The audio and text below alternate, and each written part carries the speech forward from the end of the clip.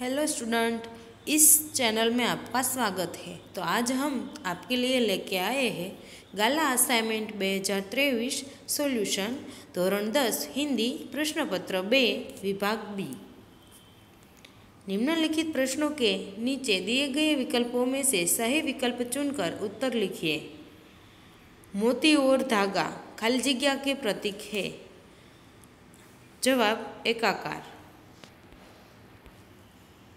गोपी श्री कृष्ण से प्रेम करती है। बी निश्चल। सही विकल्प चुनकर रिक्त स्थानों की पूर्ति कीजिए। मीरा श्री कृष्ण की भक्ति करती थी। नंबर 70 गंगा यमुना नदियों का जल खाली जगह से ग्रंथित है। ज्योति। निम्नलिखित वाक्यों में से सही वाक्यांश चुनकर पूरा वाक्य फिर से लिखिए।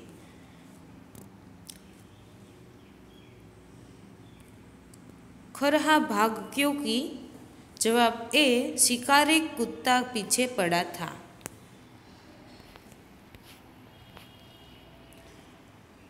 ओगनीस नवयुग के नयनों में अग्नि के जलने हुए पुंज भरे हैं। निम्नलिखित प्रश्नों से उत्तर एक एक वाक्य में लिखिए। साधु मौन क्यों धारण करते हैं? आंसर साधु इसलिए मौन धारण करते हैं ताकि यदि कोई उनसे गूढ़ प्रश्न पूछे तो उसका उत्तर देने के से वह बच सके।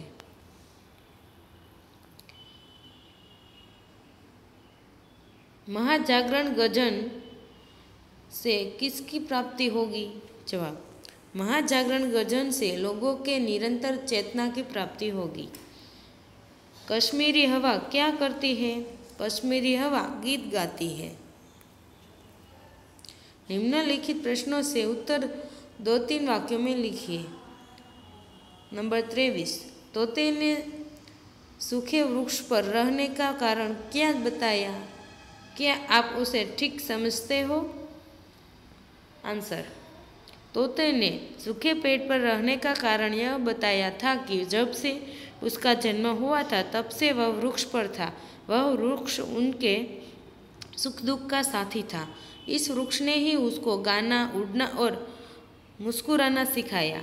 अब वह बुरे दिनों में उसको छोड़कर नहीं जाएगा। तोते का कहना सही है क्योंकि असली साथी की पहचान बुरे वक्त में ही होती है। नंबर 24 लोटा क्या क्या करता है? जवाब लोटा देखने में छोटा होता है लेकिन बड़े काम करता है। लोटा हमारे लिए पानी भर लाता है। यह हमारी प्यास बुझाता है। लोटे का पानी ठंडक पहुंचाता है। यह छोटा दिखता है लेकिन उसमें पानी अधिक आता है। मोती और धागे के द्वारा कवि संत रैदास क्या कहना चाहते हैं? जवाब मोती और धागा दो अलग अलग वस्तु है लेकिन मोती जब धागे में पिरोया जाता है तो दोनों कारक हो जाते हैं। संत रविदास मोती और धागे के माध्यम से कहना चाहते हैं कि उनकी भक्ति आत्मा और परमात्मा यानी भक्त और भगवान के एकाकार हो जाने की है। निम्नलिखित प्रश्न का उत्तर 4-5 वाक्यों में लिखिए।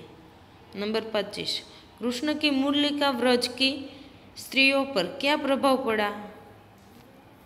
जवाब कृष्ण ने अपनी मुरली की मनोहर तान से व्रज की सारी से स्त्रियों का मन मोह लिया था। कृष्ण की मुरली से व्रज की स्त्रियां मंत्रमुग्ध हो जाती थी। वे अपने सारे कामकाज छोड़कर मुरली के मधुर स्वर में खो जाती थी। व्रज की स्त्रियां मुरली की तान सुनकर जैसे उन पर किसी ने जादू टोना कर दिया हो ऐसा बर्ताव करती थी। कृष्ण उनके हृदय में इस तरह बस गए थे कि उन्हें किसी और की कोई परवाह नहीं थी। इस तरह व्रज की स्त्रियां मुरली की धुन पर मुग्ध हो गई थी। भक्ति में लीन मीरा को लोग क्या क्या कहते थे? क्यों?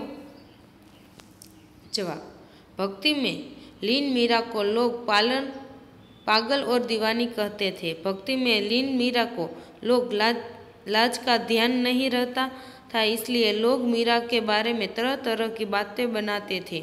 मीरा को अपने कोई परवाह नहीं थी। वह साधु संतों के साथ भजन करने बैठ जाती थी और पैरों में घुंघरू बांधकर नाचने लगती थी।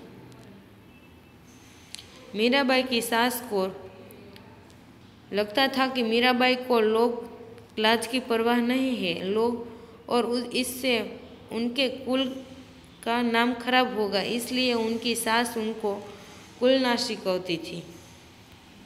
Thank you for watching our channel.